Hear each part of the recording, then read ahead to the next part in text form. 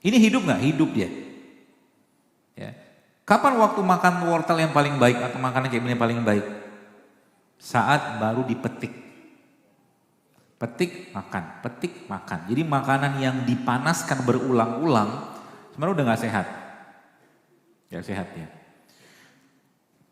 Kepala, kelapa aja, udah malam. Ini kan berharga banget. Itu kadang-kadang saya mentadaburi ini, saya bilang Masya Allah, Allah tuh maha baik gitu ya. Ini kan kelapa ini kan steril loh. Air dengan tingkat tonisitas yang sama kayak cairan kita. Kayak Anda minum cairan isotonik gitu, ini kelapa nih. Allah melindungi dia karena apa? Dia asam. Asam itu dia nggak boleh kena udara. Maka Allah lindungi dengan pembungkus yang sangat kuat. Masya Allah, jadi kita melihat ini aja udah ya Allah maha baik engkau gitu kepada kami. Ciptakan kelapa. Dan kau bilang antara kelapa sama ini kan gak ada pembungkusnya. Mana lebih banyak mana? Banyak mereka ini. Jadi setiap sesuatu yang Allah ciptakan lebih banyak, makanlah itu. Antara sayuran, buah-buahan sama daging, banyakkan mana? Banyakkan sayur dan buah-buahan dengan daging. Maka memang sejatinya kalau mau sehat kembali ke mereka-mereka ini.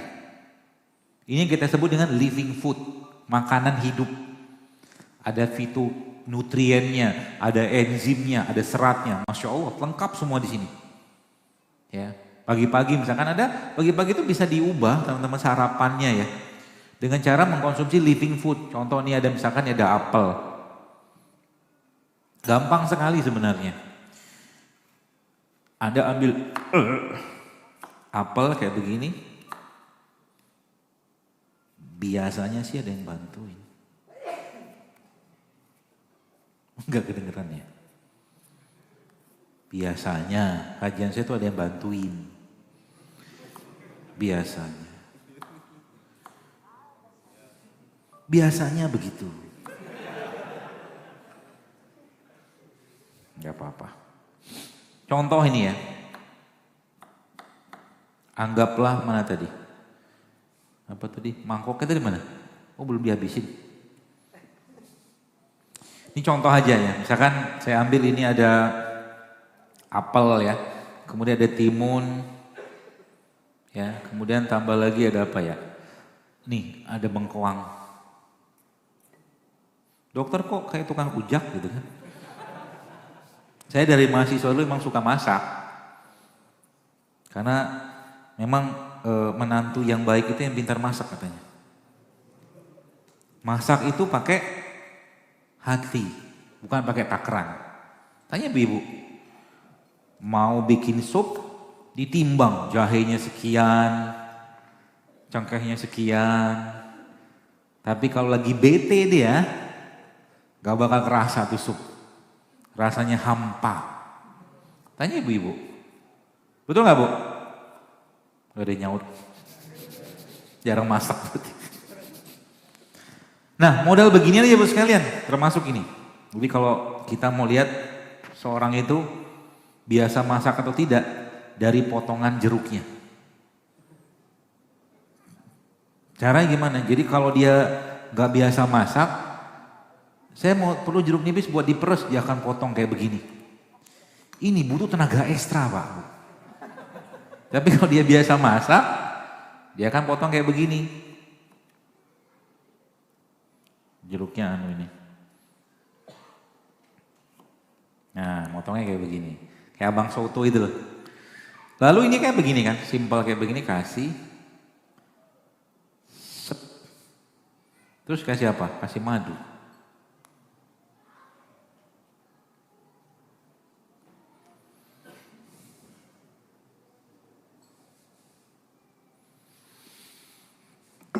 Ini kalau mau dimakan silakan loh. Kasih aja, nggak dimakan juga. Saya disuguhin itu, suruh makan setampa gitu, mana bisa saya makan. Nih, Anda makan begini misalnya, Masya Allah ya, kalau mungkin boleh saya katakan, perut kita kalau bisa kirim WhatsApp, dia akan berterima kasih banget. Kenapa? Living food.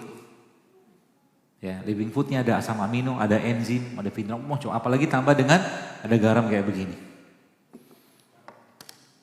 Garam, ini garam Himalaya, tapi bukan dari Himalaya sana sih. Dari Pakistan katanya, tapi Indonesia juga punya garam ini, namanya garam gunung organik. Ini jauh lebih sehat kalau boleh saya katakan daripada gorengan yang kita makan. Masya Allah kan? Simple sebenarnya. Murah? Murah. Tapi makanan kayak begini Anda rutinkan tiap hari tambah dengan sayuran tadi, Allahu Akbar. Generasi kita ke depan insya Allah akan sehat. Dan kita harus mulai dari sekarang. Saya agak khawatir lihat negeri kita ini. Dulu waktu saya masih main Twitter, saya pernah bilang, waktu itu saya ngelihat, karena fenomenanya sudah saya temukan. Saya ngelihat gitu kan, kayaknya negeri kita ini akan booming atau panen autoimun. Itu 10 tahun yang lalu saya tulis sudah. Waktu zaman di Twitternya, ternyata subhanallah sekarang iya. Anak-anak kemarin saya lihat umur 7 tahun apa 9 tahun kena psoriasis coba. Psoriasis itu autoimun loh. Perempuan sekarang berlimpah PCO. PCO itu polycystic ovary syndrome. Ya. Sel telurnya nggak matang. Kenapa sel telur perempuan nggak matang? Karena stres. Apa obat buat perempuan yang kena PCO? Jawabannya apa? Pergi ke kajian, hadiri majelis taklim, baca Quran, zikir, nanti sel telurnya akan benar. Makan kayak beginian, itu sembuh. Yang ngomongin bukan saya sebenarnya, saya dapat diskusi ini waktu cerita sama seorang dokter kandungan juga, seorang guru saya, Masya Allah cerita begitu. Ternyata PCO itu obatnya datang ke majelis taklim. Hamil katakanlah sudah mau menikah, sekarang apa yang terjadi? Jaga perkawinannya, berbuat baik, jangan baru nikah sudah mikir kita punya anak berapa, mikir banyak luar biasa, mertua ditinggali, mertua tinggal orang tua semua, jadi ibarat kata tuh peluang kebaikannya lewat gitu loh, sayang kan, gitu ya. Maka mari kita niatkan buat sekalian, Indonesia ini sudah sangat, kalau boleh saya katakan menanggung banyak beban. Terlalu banyak penyakit yang kita bisa cegah dengan cara apa? Ayo kembali ke apa-apa yang Allah ciptakan untuk negeri kita ini. Gitu loh. Dan ingat, ketika Anda makan, pikirkan baik-baik. Kira-kira yang dimakan itu bikin penyakit atau bikin sehat? Pilihannya dua itu aja. Kalau jelas-jelas bikin sakit, jangan dimakan. Kan kita udah tahu sebenarnya kan. Kita udah tahu yang mana sehat, mana gak sehat. Udah tahu. Kalau udah ngerti gak sehat, jangan dimakan. Sekarang saya mau tanya, kita deklarasi dulu. Bapak Ibu siap hidup sehat? Untuk apa? Untuk Allah. Untuk lebih taat kan gitu kan? Agar tahajudnya lebih berkualitas. Agar sholat hariannya lebih berkualitas. Agar ngajinya lebih berkualitas. Agar semua ibadah itu lebih berkualitas. Dan ketika Anda niatkan karena Allah, maka ketika Anda minum serai, minum jahe, minum kunyit, niatnya karena Allah, maka dapat pahala.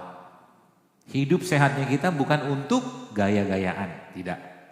Hidup sehat kita untuk bersyukur dan bagian dari ketaatan kita kepada Allah Subhanahu wa taala. Dua hal ini jangan pernah Anda tinggalkan. Yang pertama apa? Rempah.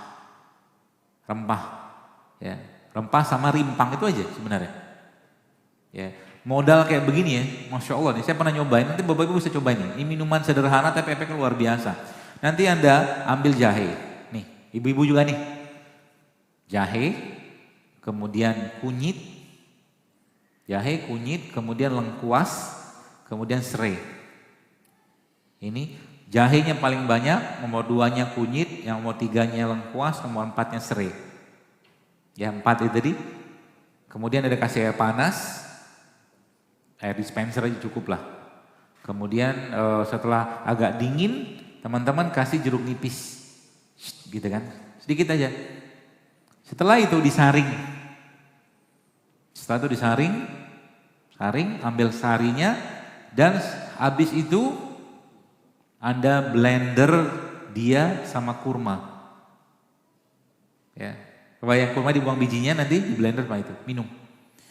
Saya nyebutnya ultimate rimpang. Jadi 4 yang terbaik itu ada kunyitnya, ada jahenya, ada lengkuas, serai, ini kan bukan rimpang, ya serempah lah. Itu yang terbaik. Apa efeknya? Antioksidan ada, buat pencernaan ada, buat otak ada, buat jantung ada. Kapan minumnya? Saat tubuhnya istirahat. Malam, mau tidur minum itu. Karena malam adalah waktu terbaik untuk tidak banyak makan. Jadi malam-malam kayak begini sudah pada makan belum? Jangan makan. Bagus kalau makan. Karena kan malam adalah waktu tidur. Wa ja'alna laila libasa. Dan kami jadikan malam sebagai waktu istirahat. Kecuali memang nggak makan dari pagi ya, silakan makan. Tapi kalau sudah makan, gak usah makan lagi malamnya. Apa yang harus Anda kerjakan? Restorannya sudah tutup. Bahasa saya itu restoran kita udah tutup nih. Kerjaannya staf di restoran sekarang bersih-bersih restoran. Oke? Bersih-bersih restoran. Kalau mau bersih-bersih, bekali petugas restoran yang bersih-bersih tadi dengan alat pembersihnya. Alat pembersihnya mereka apa? Ini salah satunya tadi. Rempah tadi. Jadi sebelum tidur minum itu dulu, Masya Allah. Efeknya nanti apa? Tidurnya akan pules dan jangan lupa zikir sebelum tidur.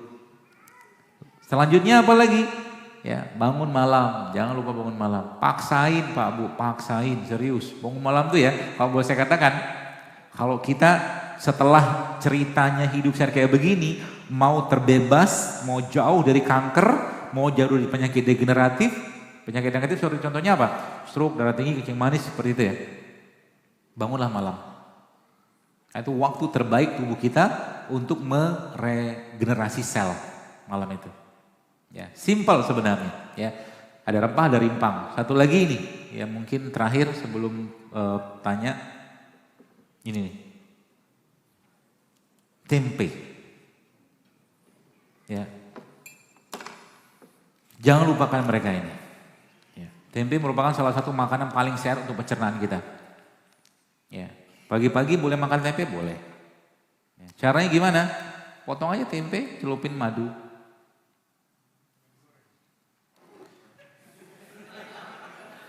Baru juga dibahas.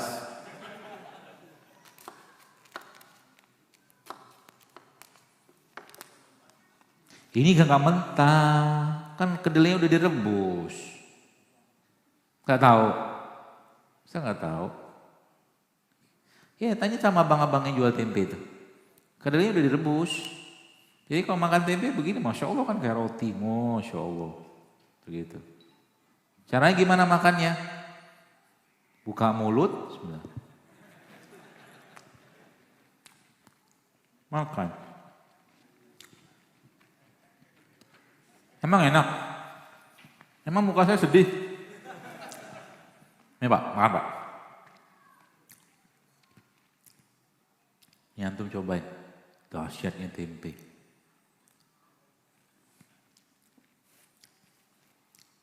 Ini maaf. Langsung dimakan. Enak? Oh, enak. Serius? Gak bersalah gitu kan? Madu Sumbawa, bukan madu Yaman. Yaman? Gak tahu? Pokoknya madu lah. Madu yang baik apa? Madu yang baik itu madu yang sanatnya jelas, rawinya jelas, matannya jelas. Itu ya, ada probiotik, ada rempah, ada rimpang, ada fitonutrien, sehat insya Allah, tenang aja. Jadi kalau kita bilang, mungkin sekarang kalau kita udah mulai oh ternyata masalah di badan saya selama ini apa? Rempahnya nggak ada, rimpangnya nggak ada, probiotik nggak ada, prebiotik nggak ada, sayur jarang, air jarang. Sekarang kenapa perempuan-perempuan sekarang banyak masalah di pencernaan atau reproduksinya? Gimana enggak? Masalah? Ya. Wanita-wanita itu sekarang kalau boleh saya katakan, kenapa menstruasi mereka? Jadi ibu-ibu dengar baik-baik katakan. Menstruasi pada perempuan enggak boleh sakit normalnya. Kalau sakit sedikit aja. Enggak boleh terlalu lama. Ya. Terus enggak boleh berlebihan jumlah darahnya, enggak boleh. Kalau mens aja.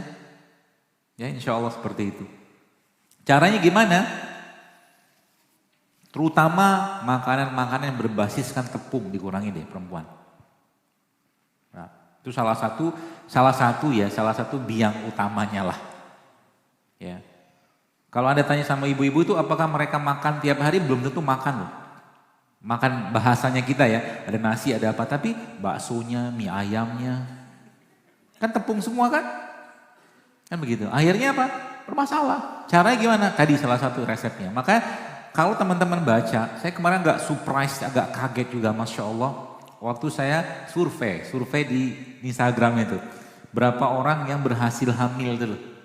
Itu kan komennya ada 5.600 komen loh itu. Dan itu ilmu semua. Ada yang 10 tahun gak bisa hamil, macam-macam loh. Waktu saya baca Allahu Akbar, ternyata semudah itu ya. Semudah tuh, ada yang saya suka tuh apa? Yang saya suka, Dok, kata dia begini. Saya kemarin ketemu di Surabaya. Di Bandung maaf. Ada bapak-bapak dari Lombok. Dia nyapa saya, Ustaz, ya, Assalamualaikum, Terus saya bilang, saya lagi program hamil nih. Kata dia, alhamdulillah saya bilang, barakallah saya bilang, semoga berkah lancar, Allah mudahkan semua. Dan sekarang saya sudah mulai rutin berpuasa. Itu yang saya kejar. Paham ya? Jadi sebenarnya yang kita butuhkan sekarang ya bukan mereka ini gitu loh. Sering saya bilang orang-orang yang ikut program bayi tabung boleh, saya bukan dilarang, saya juga nggak bisa melarang juga. Tapi pernahkah kita berpikir gitu kan untuk apa bayi tabung katakanlah sekian puluh juta, 100 juta misalkan.